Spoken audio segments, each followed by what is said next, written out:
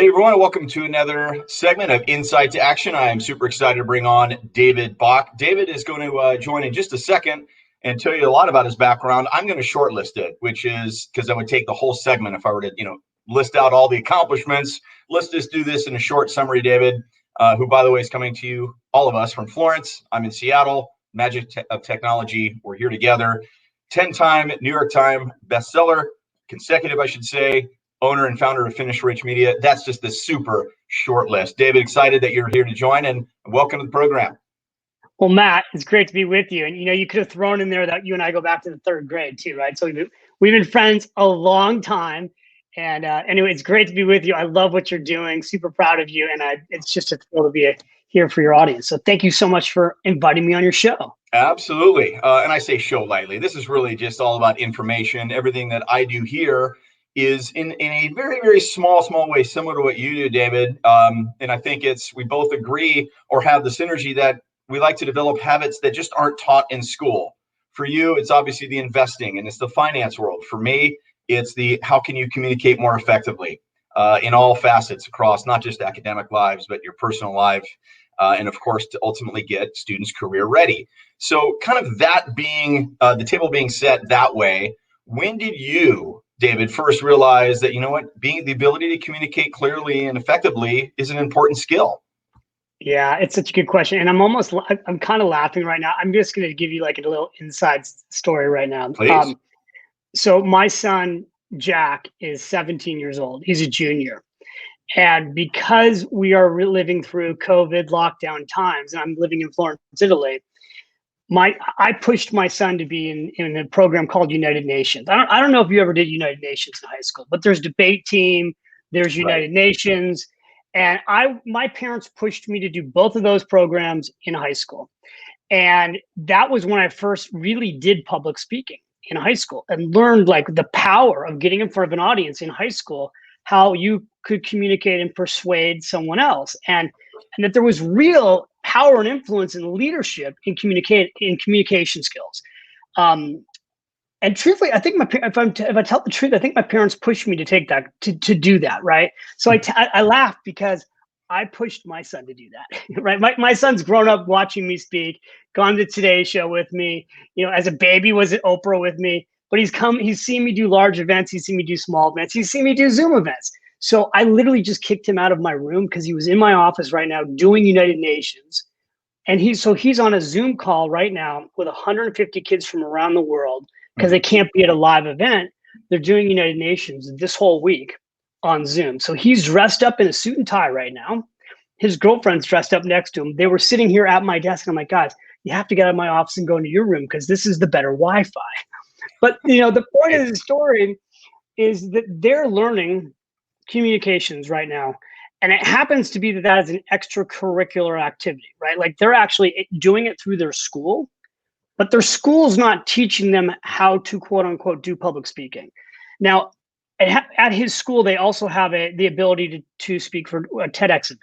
But I'm telling you just background on my son because the things that influenced me in high school, I had a couple of teachers in high school that massively influenced me, that really in many ways changed the direction of my whole life. One was, I don't know if you remember Mrs. Stark, but we had a public speaking class in high school.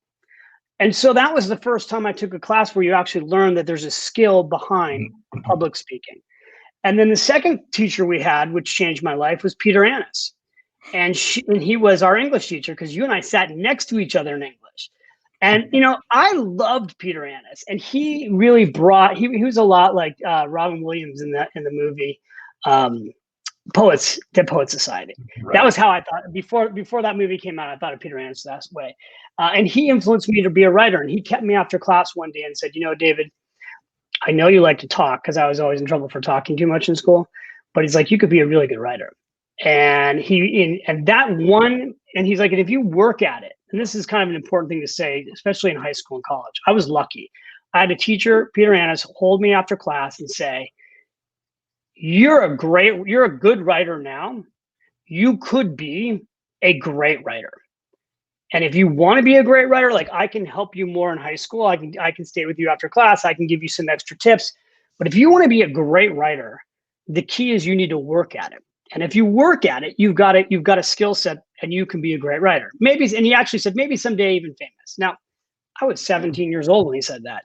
This book right here that I'm holding, Automatic Millionaire, was a book I went on Oprah with. This book has sold like, I don't know, 1.5 million copies, 2 million copies. We sold 7 million books. This book's dedicated, I don't even know if you knew this, to Peter Annis. And I did not know that. That's pretty amazing. It's literally dedicated to him. And I had lost touch with our teacher.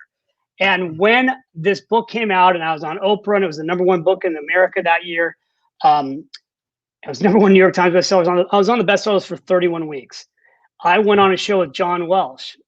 John Welsh, of the blank on the show, but he could find anybody, he's like, do you need to find anybody? I'm like, I do. I need to find the English teacher who I dedicated this book to. They found Peter Annis within 2 days for me, and I got connected with him and sent him this book. So I just gave you a long answer there, but so much of this started in high school. My first public speaking opportunities were high school. And so, if you're watching right now and you're not taking a public speaking class in school, because maybe they don't offer it, then go take one outside of school. Mm-hmm. If there are things like, I think, debate team or United Nations or something where you start to learn how to publicly speak, I think it's one of the most important skill sets that you can literally have coming out of college, because it's going to influence your ability to get a job, to raise money. You want to go start your own business, you still have to communicate. It impacts and affects everything you do. And I love all that. There's so much to unpack right there. I'm not going to do it because it would take all the time. But yes, public speaking. Yes, I had Stark as well, and I'll have to share this with Christy somewhere down the path. But we both kind of have that as our linchpin. But there's a lot there that I wanted to come back to. But there's one thing that you said I want to really pick up on, because it's kind of what we focus on, or what I focus on, and that is, look, you said effective communications is important.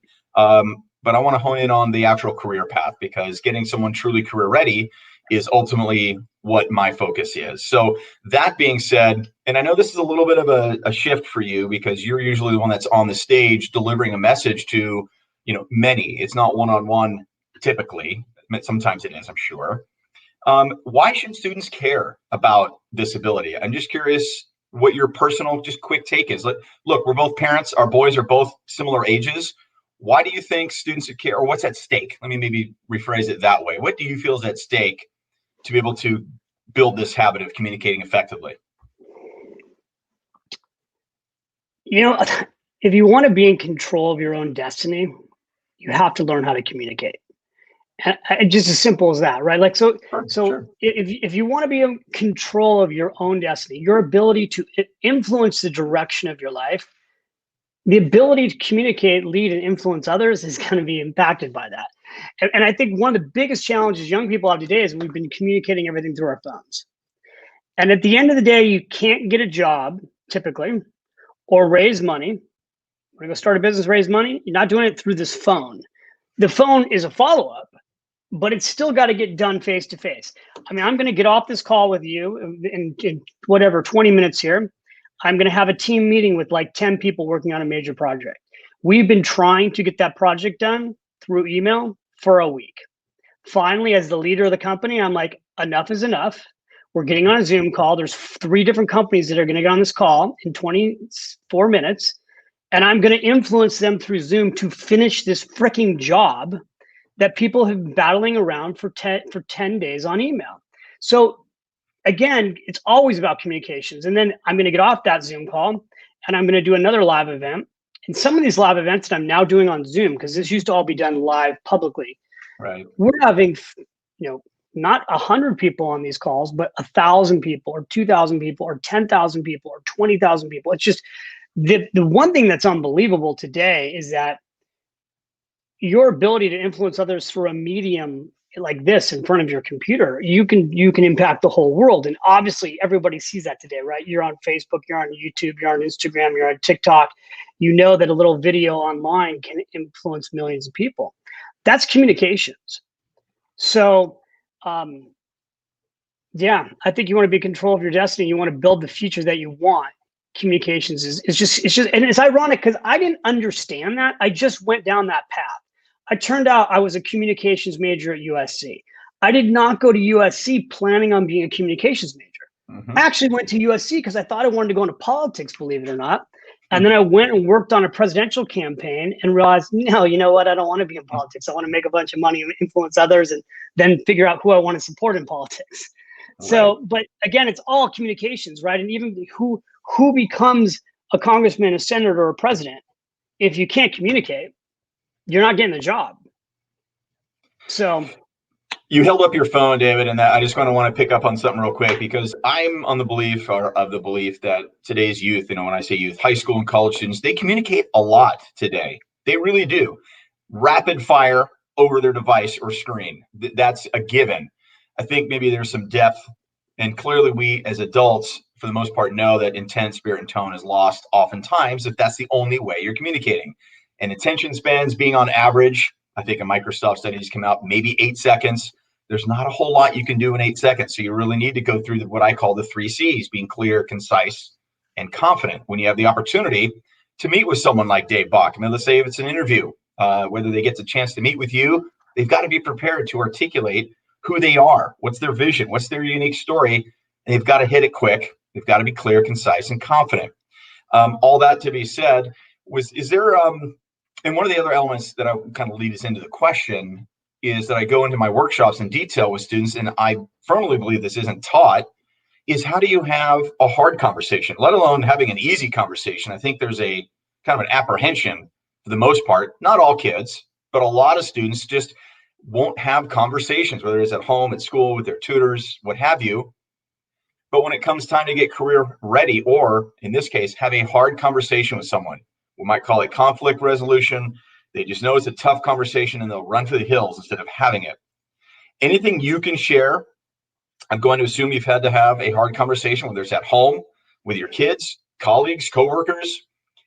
Anything you can share that how do you handle those types of conversations? Certainly I've got my tips, but you're the guest. So I want to ask you.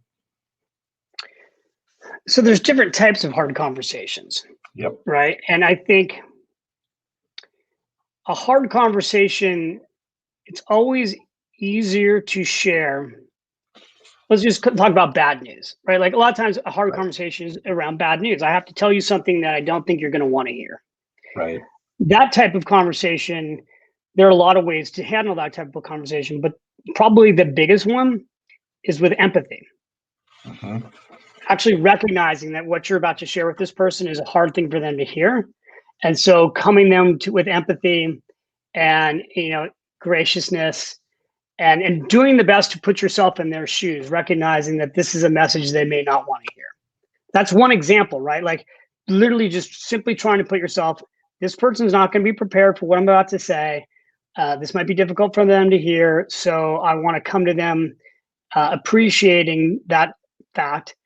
At the same standpoint, I think the gift of honesty is a gift that's gotten lost a lot in the last 10, 20 years. Like certain industries, like, you know, you go to LA and you try out for a TV show. There's right. Everybody, you go into a meeting and everybody's like, oh, that was great. That was great. That was great. And you walk out of the meeting and you're just like, yeah, you didn't get the part. I'm like, what do you mean? They told me everything was great. I'm like, yeah, that's exactly, that was them telling you that it's great, but really they were not giving you the part. I think today, the most precious thing we have in our life is time. So to me, you can share bad news kindly and be honest as a gift of not wasting time.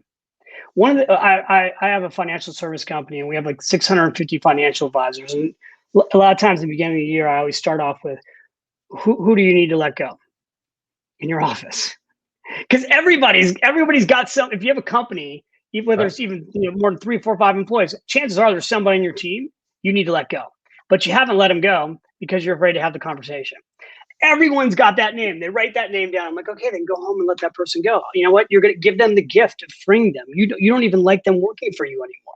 So give them the gift. Be kind. So, you know, like it's not you, it's me. We're not the right team here. So I just think kindness, honesty, and then keeping those difficult conversations confidential, right? I think that's another important thing today where I think a lot of times we share too much what's happened behind the scenes. If you're going to have a difficult conversation with someone, it doesn't need to be broadcast to anybody else. Take it all. It's all valid. You mentioned something about time, and I was like, I do my best to listen, to truly listen to what someone's saying, whether it's you or anyone else, instead of just looking at my question and my run sheet. I want to try to pick up on something you said. Look, our most valuable asset is time, and I think I'm gonna, in a very awkward twist, try to bring that back into kind of the talk shop formula and the three C's: being clear, concise, and confident when you communicate, not only face to face but in writing. Because and I do this in workshops. Say, hey, show of hands, who here has ever been, held captive in a conversation that you just know has taken way too long, and then all the points are lost. So, with attention spans, going back to that being what they are, why wouldn't you want to be clear and concise right away? Because everyone's time is so valuable, and the attention spans are what they are. Leads to my next question, and maybe my last question, because I always like to end with this one. So, what inspires you, David Bach? What inspires you when, let's say, a college student, maybe someone's from, USC, they feel like they've got a bond or some tie-in with you, and they reach out, whether that's over email and it's a subject line that captures your attention, or maybe they pick up the phone and they somehow get an opportunity through your channels to get on the phone with you. What is it about today's college students that inspires you? The goal of this is to maybe share some advice that others can put into place. Yeah, well, so there are multiple questions in that question. So I think, like, for someone who's, your youth is, let me just give you a phrase that I heard when I was young that really gave me you talk about confidence. When you're young, a lot of times you lack confidence because you think, well, I don't know anything yet, right? Like, who am I to reach out to this person? Who am I to try to do X, Y, and Z? And I heard somebody say very young in my, early 20s that youth is power. That the beauty of being young is, first of all, you don't know any better. You have so much enthusiasm. You have so much energy. And this person said, older people who have been successful remember being like you are now. They remember when they were young, and they were, young and stupid and hungry and unstoppable. And so when people reach a level of success, often, believe it or not, a lot of times when people reach a certain level of success, everyone thinks it's very hard to reach people who are successful, powerful, famous, whatever. Often it's not. Often it's as simple as DMing them or emailing them. And I'm not going to promise you that it always works, but you'd be surprised. Over my life, not everybody I've reached out to has gotten back to me, but it's shocking how many people I was able to reach out to when I was young. And I would use this simple phrase. This is before you, and now today you could do it on Zoom, but I'd say, would it be, you start by telling the person, I have respect for you because of this, this, this, and this. And I am interested in doing this and this. Would it be possible for me to meet with you for 10 minutes? That's how I got started. Would it be possible for me to meet with you for 10 minutes? And now today I'd probably say, I want to ask you this question or this question. 10 minutes is a time frame that most people, can figure out a way to not give up, but invest. So I would say, know that people are more accessible than you think. Know that youth is power, and never underestimate how. So life goes by like this. When you're in your teens and your 20s, and you see somebody who's 50, and you think, oh my God, they're so old, and that's 30 years from now, that's never going to happen to me. And I remember also hearing this in my 20s. You're going to blink, and you're going to be 50, and so. It's right. Isn't that true? Very. I mean, I'm sitting here thinking about you and I sitting next to each other in Peter Annis's class. It was like it could have been yesterday. So it goes by fast. And, one thing I will say in my career is I've been mission focused the bulk of my career. I figured out early what I wanted to do. It was a pie in the sky dream. I wanted to go out and influence. Well, I wanted to go out and reach specifically out of a very specific mission. I wanted to empower 1 million women to take charge of their finances so they could protect themselves, teach their kids, and protect their family. That was my mission in my early 20s. I taught a class on women and money that became Smart Women Finish Rich. I had a bigger dream because I wanted to reach millions of women. I wrote a book. Smart Women Finish Rich was my first book. Then I created a PBS show. All of those things should have not been possible. Everybody told me, who are you to teach a class on women and money? You're a guy. You're a young guy who you don't even know how are you going to teach a class for women and money? Only women can teach classes for women and money. I didn't care. I had this passion and this purpose and this desire to do it. And so, I would almost end by saying that if I could give anybody here a gift, it would be this gift: bet on yourself, to win. That is another thing I heard early on in my career, when I was young, in my 20s. Bet on yourself to win. Instead of betting on other people, bet on yourself. Don't wait for people to believe in you. Because what happens is you need to believe in you. And you don't know yet what you can do.